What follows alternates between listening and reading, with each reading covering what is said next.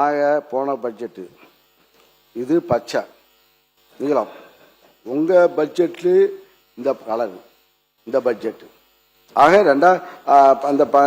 இந்த colour budget. இதில் நீங்கள் படித்ததா நாங்கள் எங்கே படித்தது ஒப்பிட்டு பார்க்க உங்கள் செக்ரட்டரிக்கு தெரியும், உங்கள் செயலாளருக்கு தெரியும். ஆக விவசாயிகளுக்கு மின்சாரத்தை இப்போ அவர் சொன்னார், மின்சாரம் நாங்கள் கொடுத்த ஒதுக்கியது 8186 கோடி, நீங்கள் ஒதுக்கியது 7432 கோடி. ஆக 754 கோடி குறைவாக இருக்குது. எனக்கு என்ன, நீங்கள் இலவச மின்சாரத்தை நிறுத்த போறீங்களா? இது ஒரு டவுட். அதான் அதே போல நுண்ணீர் பாசன திட்டம், அதில் எங்களுடைய ஆட்சி காலத்தில் 1168 கோடி நாங்கள் ஒதுக்கின்றோம். ஆனால் உங்களுடைய காலத்தில் 785 கோடி அறிவித்திருக்கின்றீர்கள். ஆக 300 அது உங்கள் பேர் துளி துளின்னு ஒரு திட்டம் போட்டிருக்கீங்க. நாங்கள் நுண்ணீர் பாசன திட்டம், நீங்கள் துளி துளி திட்டம் போட்டிருக்கீங்க. அது 383 கோடி மைனஸ் ஆக குறைவாக இருக்கிறது. அதே போல குறுவை பயிர் காப்பீட்டு திட்டத்துக்கு எங்களுடைய ஆட்சி காலத்தில் 841 கோடி நாங்கள் ஒதுக்கணும். ஆனால் உங்களுடைய ஆட்சி காலத்தில் இப்போ அறிவிச்சிருக்க 648 கோடி, ஆக 193 கோடி குறைவாக உங்களுடைய புக்கில் படித்ததா எனக்கு தெரியாது. ஆக குறுவை தொகுப்பு திட்டத்துக்கு 210 கோடி நாங்கள் கொடுத்தோம், டெல்டா நான் டெல்டாவுக்கும் கொடுத்தோம். நீங்கள் கொடுத்தது குறுவை தொகுப்பு 184 கோடி ஒதுக்கிறீங்க, குறைவு 775 கோடி குறைவு. அதே மண்ணுயிர் காத்து மண்ணுயிர் காப்போம் திட்டத்தில் 142 கோடி. மாண்புமிகு அமைச்சர். மாண்புமிகு பேரவைத் தலைவர்களே, மாண்புமிகு சட்டமன்ற உறுப்பினர் இவ்வாண்டு அறிவிக்கப்பட்ட குறுவை சிறப்பு தோட்டத்திற்கு கடந்த ஆண்டை விட குறைவாக நிதி ஒதுக்கீடு செய்யப்பட்டதாக கூறியுள்ளார். இது தொடர்பாக பின்வரும் விவரங்கள் இப்பேரவையின் கவனத்திற்கு கொண்டு வரப்படுகின்றன. 2025-26 ஆண்டு குறுவை சிறப்பு தொகுப்பு திட்டத்தின் கீழ் டெல்டா மாவட்டங்களில் ரூபாய் 54.97 கோடி இலக்கு நிர்ணயிக்கப்பட்டு ரூபாய் 54.64 கோடி இலக்கு எட்டப்பட்டது. இந்த நிதியாண்டில் டெல்டா மாவட்டங்களில் ரூபாய் 77 கோடி இலக்கு நிர்ணயம் செய்யப்பட்டு அவ்விலக்கை அடைய நடவடிக்கை மேற்கொள்ளப்பட்டு வருகிறது. அதே போன்று டெல்டா அல்லாத இதர மாவட்டங்களில் 2025-26 ஆண்டில் ரூபாய் 71 கோடி இலக்கு நிர்ணயிக்கப்பட்டு ரூபாய் 71 கோடி இலக்கு எட்டப்பட்டது. இந்த நிதியாண்டில் டெல்டா அல்லாத இதர மாவட்டங்களில் ரூபாய் 57 கோடி இலக்கு நிர்ணயம் செய்யப்பட்டு அவ்விலக்கை அடைய நடவடிக்கை மேற்கொள்ளப்பட்டு வருகிறது.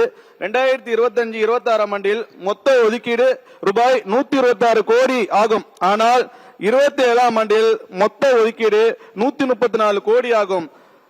ஆகவே கடந்த ஆண்டை விட எங்கள் அரசு சுமார் 8 கோடி ரூபாய் அதிகமாக நிதிக்கு ஒதுக்கீடு செய்தல் என்பதனை இந்த அவைக்கு தெரிவித்துக் கொள்கிறேன். மாண்புமிகு உறுப்பினர் அதுங்க 10:29 ஆரம்பிச்சு குறுக்கீடுகளுக்கு 20 நிமிஷம் போயிருக்கு. இல்ல சொல்லி முடிக்கிறேன். குறுக்கீடுகளுக்கு 20 நிமிஷமும் நீங்க 20 நிமிஷம் பேசிட்டீங்க. சுருக்கமா நீங்க முடிக்கிறது நல்லது. நன்றி கூறி முடிக்கலாம். விவசாயிக்கு நீங்க ஆதரவு கொடுக்கீங்க, விவசாயி பேசுறத கொஞ்சம் கேட்கணும். ஏன்னா எங்க கேட்டு நீங்க நிறைய விவசாயிகளை இப்ப அடையாளம் காட்டிட்டீங்க, எங்களுக்கு அவங்களுக்கு பேசுறதுக்கு வாய்ப்பு நான் கொடுக்கணும். இல்ல அதே போல மின்சார திட்டம் எங்களுடைய ஆட்சி காலத்தில் எங்களுடைய முதலமைச்சர் அவர்கள் விவசாய 2 லட்சம் மின் இணைப்பு பெரிய வரப்பிரசாதம். அதனாலதான் பயிருடைய நிலப்பரப்பு விளைநில பரப்பு அதிகமாகிச்சு. மின்சாரம் 2 லட்சம் மின் இணைப்புகள் விவசாயிகளுக்கு கொடுக்கப்பட்டது. இப்ப இந்த ஆட்சியில இப்ப அறிவிப்பே இல்லை.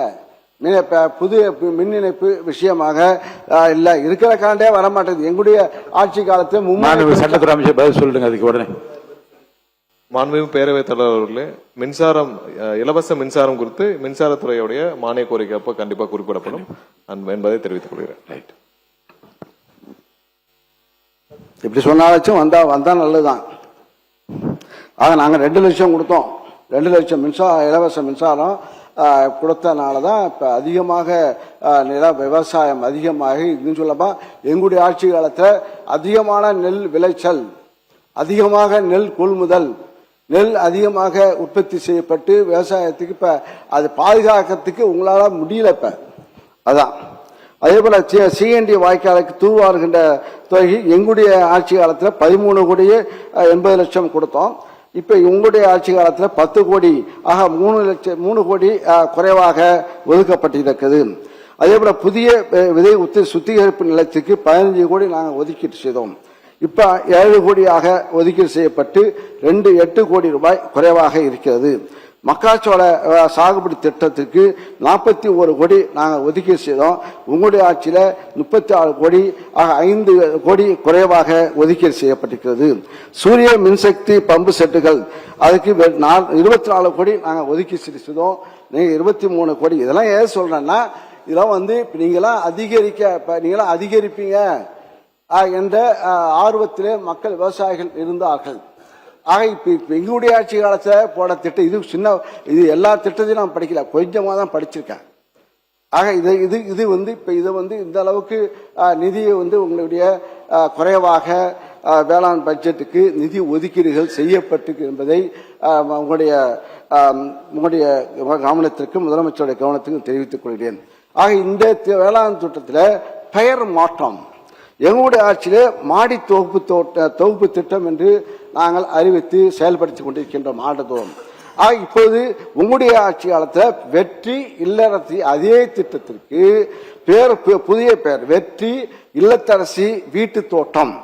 நாங்கள் வெறும் பொதுவாக மாடி தோட்டம் சென்னை நகர போட்ட தோட்டம் இல்லாத பகுதிகளுக்கெல்லாம் வீடுகளுக்கெல்லாம் இது மாடி தோட்டம் மூலமாக அவரவர்கள் வீட்டிலேயே தேவையான காய்கறியை வளர்ப்பதற்கு அந்த மாடியிலே பயன்படுத்துவதற்கு தொகுப்பு திட்டத்தை நாங்கள் அறிவித்து செயலாற்றி கொண்டிருக்கின்றோம். வேளாண் துறை தனியா டிமாண்ட் பெற வரப்போகுது. மானிய கோரிக்கை நீங்க விரிவா பேசுகிற வாய்ப்பு கிடைக்கும், தயவு செய்து. ஏன்னா ஒரு அறிவிப்பாவே சொல்றேன். ஒரு நிமிஷம் உட்காருங்க. இல்லை நான் சொல்றேன், ஒரு நிமிஷம். ஒரு அறிவிப்பு, அதாவது 1:30 மணிக்கு நான் முடிக்க வேண்டும். அன்றைக்கு 3:45 போது சில உறுப்பினர் அறைக்கு வந்து சொன்னார்கள், ரொம்ப சிரமமாக இருக்கிறது, இந்த 3:30 மணிக்கு கொண்டு போது சிரமம். ஒன்று, சோர்வும் சலிப்பும் உறுப்பினருக்கு ஏற்படாமல் அவையை நாம் முடிக்க வேண்டும்.